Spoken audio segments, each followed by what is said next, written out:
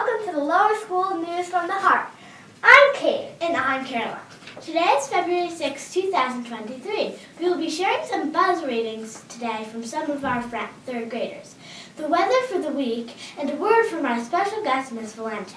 Unlike fictional books, they are filled with great facts and wonderful information.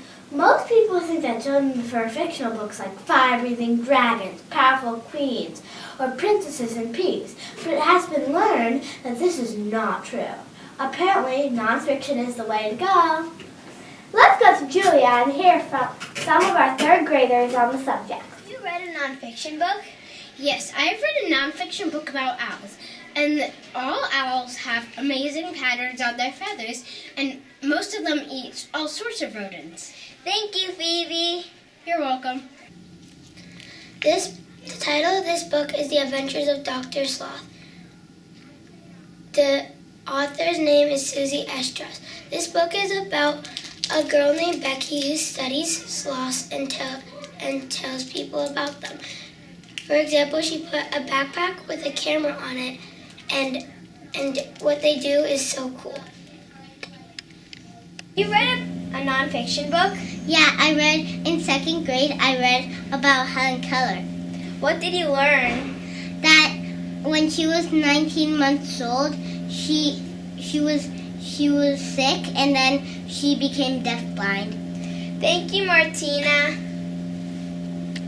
This is the book I read about Queen Mani of Jordan, written by Mary Engler. I learned from this book about how she became queen and her family and her life.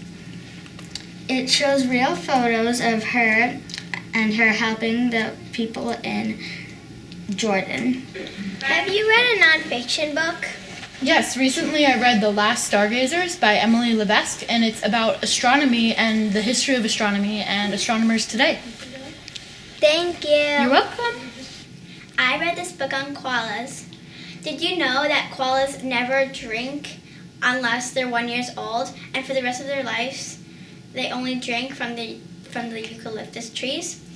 And also there is only 65,000 koalas left in the entire world. Nonfiction books? Yes! They teach us so much! We love them! Thank you, Julia. The love of reading sure shines through. I agree, Kate. You can learn so much about the world through reading. I love to curl up and read a good book in my bed. Let's go hear from Mrs. Valente on the subject. Hi, Mrs. Valente. Hi, Zoe, how are you? Good. Why do you teach nonfiction?